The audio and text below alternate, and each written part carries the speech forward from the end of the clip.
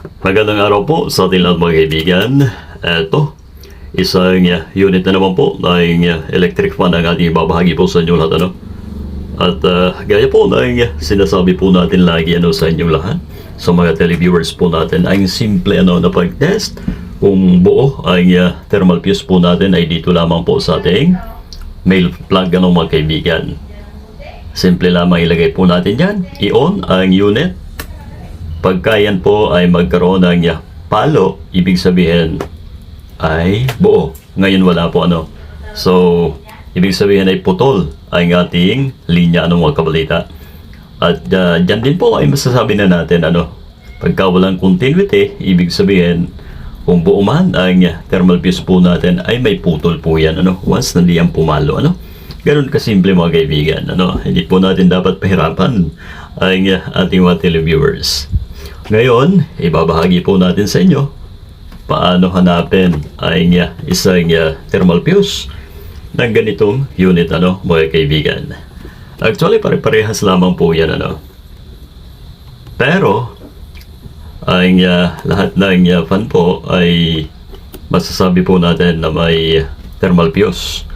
Depende na lamang kung saan nakalagay. Yung iba kasi medyo mahirap ang location Ito ay papakita ko po sa inyo dahil ang tansya ko dito ay isa na namang kakaibang motor ang gamit dito mga kaibigan. Yung bilog ang style Ayan. O yun na nga mga kaibigan. So hindi lamang po isa ang gumagamit pati pala itong yun ay gumamit na rin ng hugis pabilog mga kaibigan na windings. Hindi na po yung gaya ng dati. Ito na po na-open na po natin ang likod na bahagi. At nandito po sa parte na to ang thermal fuse po natin, yung splice na yan. Tandaan po natin yung malaki ang insulator mga kaibigan. Wika nga po ay dalawang malaki na naiiba dyan sa lahat ng yan yun po, andun po ang ating fuse. Ayan po mga kaibigan. Alright, muli po ang inyong lingkod ay hindi po nag-jump nito dahil delikado po ang ganitong klase ng mga unit.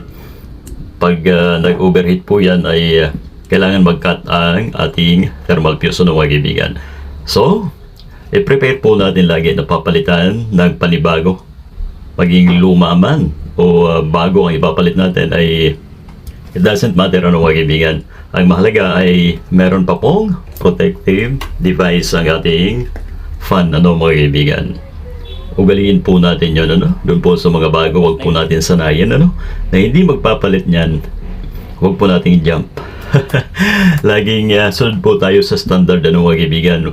Wag unethical dahil baka mapahamak po ang ating mga mahal na suki Alright. So simple lamang yan mga kaibigan. Ito po, test po natin kailangan papalo ang ating tester na yan. Alright, wala po. So ibig sabihin open ang ating thermal fuse mga kaibigan. Kung hindi po tayo nagkakamali ay 1.5 amperes ang ating thermal fuse na ito mga kaibigan.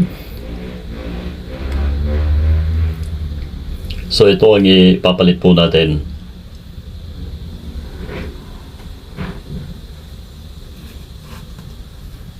Ayan po yun.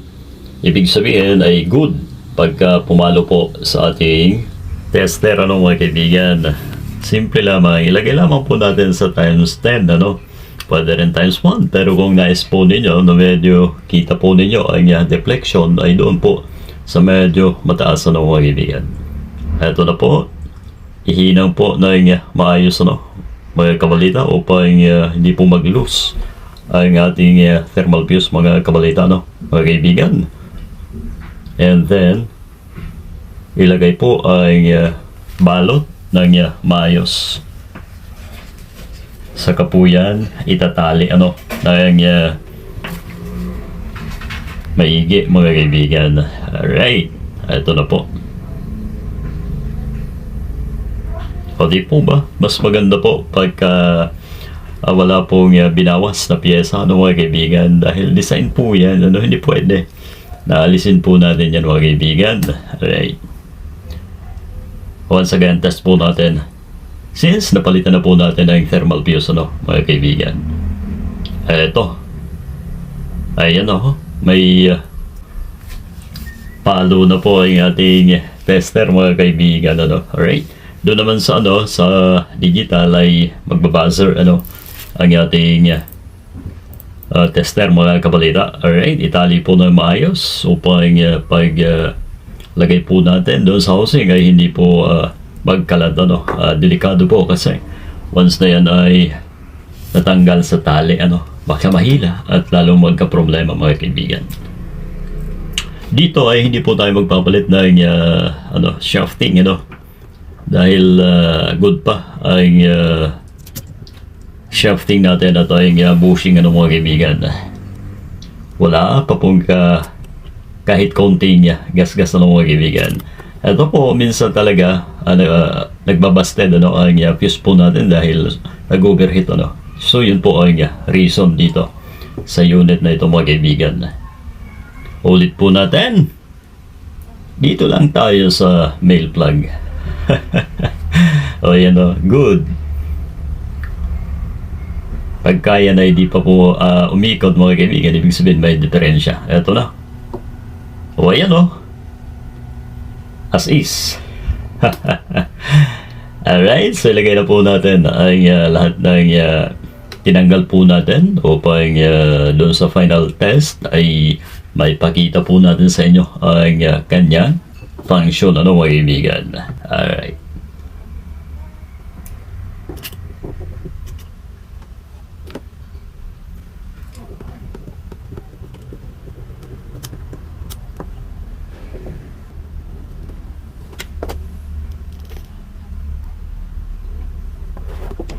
Ayan, muli po natin test, ano.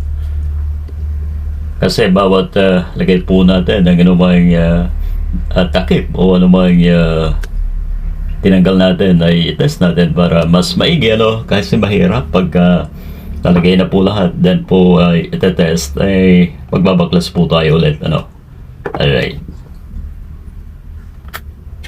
So yan na po, ayan yung ating knob, ano, sa swing knob, ano, kung tawagin. Ayun o, mga kaibigan. Walang kaingay-ingay dahil walang volume. So right, okay na po ang ating unit na ito mga kabalita. Muli po ay nagpapasalamat po ang inyong lingkod, ano, sa patuloy po ninyong pagsubaybay sa ating mga videos. Mapa Facebook man o sa ating YouTube channel mga kaibigan. At kung nagustuhan po ninyo ang ating mga video ay paiwan naman, ano, kahit isang like mga kaibigan. Malaking bagay na po sa atin ang isang like mga kabalita. Yun ang ating unit na ito. Alright, sa final touch na po tayo mga kaibigan. Maraming salamat po sa inyong lahat. At kung may mga katanungan po tayo, ano, pwede nyo po i-comment dyan sa ating comment section, ano mga kaibigan. Maraming salamat po ulit sa inyong lahat.